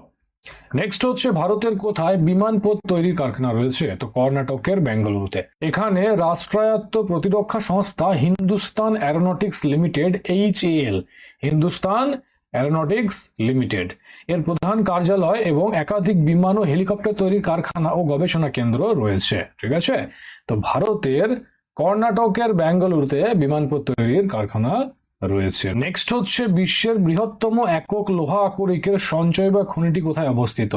তো ঝাড়খণ্ডের চিরিয়াতে। ঠিক আছে, ঝাড়খণ্ডের চিরিয়াতে বিশ্বের বৃহত্তম একক লোহা আকরিক সঞ্চয় বা খনিটি অবস্থিত। আর এই খনিটি ভারতে রাষ্ট্রায়ত্ত সংস্থা সেলের অধীনে পরিচালিত হয় এবং এখান থেকে উচ্চমানের লৌহ আকরিক উত্তোলন করা হয়। নেক্সট, পৃথিবীতে অভ্র উৎপাদনে ভারতের স্থান কত? তো প্রথম। অভ্র উৎপাদনে ভারত বিশ্বে প্রথম স্থান অধিকার করে রেখেছে। মাথায় থাকবে, আগে বাড়ি, চলো। নেক্সট হচ্ছে ভারতে কোন শ্রেণীর কয়লা বেশি পাওয়া যায়? তো একটু আগেই বললাম যে কয়লার 4টে প্রকার রয়েছে। কি কি? তো পিট, লিগনাইট, বিটুমিনাস আর অ্যান্থ্রাসাইট। এই অ্যান্থ্রাসাইট কয়লাটা সব থেকে ভালো মানের কয়লা। কেন? কারণ এর মধ্যে কার্বনের যে পরিমাণ সেটা সর্বাধিক থাকে। আর বিটুমিনাসটা দ্বিতীয় সর্বোচ্চ মানের কয়লা। আর ভারতে এই বিটুমিনাস কয়লার ভান্ডার সব থেকে বেশি রয়েছে। ঠিক আছে, তো ভারতে কোন শ্রেণীর কয়লা পাওয়া যাবে? বিটুমিনাস, তাই তো। তো বিটুমিনাস হয়ে যাবে সঠিক উত্তর। নেক্সট, সমুদ্র পৃষ্ঠে স্বাভাবিক বায়ুর চাপ কত? বাবুর হয়ে গেছে। স্বাভাবিক বায়ুর চাপ কত? তো প্রতি বর্গ ইঞ্চিতে 14.7 পাউন্ডের সমান। ঠিক আছে, প্রতি বর্গ ইঞ্চিতে 14.7 পাউন্ড। মাথায় থাকবে, আগে বাড়িয়ে। নেক্সট, ভারতের কোন রাজ্যে বেশি চা উৎপন্ন হয়? তো আসামে। নেক্সট, দক্ষিণের ধানের ভান্ডার বলা হয় কাকে? তো তামিলনাড়ুকে। তামিলনাড়ুর থাঞ্জাভুর বা তাঞ্জোর জেলা তথা কাবেরী নদীর বদ্বীপ অঞ্চলকে দক্ষিণ ভারতের ধানের ভান্ডার বলা হয়। তো মাথায় রাখবে, তামিলনাড়ু দক্ষিণ ভারতের ধানের ভান্ডার হয়ে যাবে। আর যদি বলে তামিলনাড়ুর কোথায়, তো কাবেরী নদীর বদ্বীপ অঞ্চল বা তামিলনাড়ুর থাঞ্জাভুর বা তাঞ্জোর জেলা। ওকে, নেক্সট হচ্ছে, ভারতে টোপোগ্রাফিক্যাল মানচিত্র তৈরি করে কে? তো সার্ভে অফ ইন্ডিয়া। এবার দেখো, সার্ভে অফ ইন্ডিয়ার প্রতিষ্ঠা কখন হয়েছিল? 1767 সালে। আর এর সদর দপ্তর কোথায় রয়েছে? তো উত্তরাখণ্ডের দেরাদুনে। উত্তরাখণ্ড।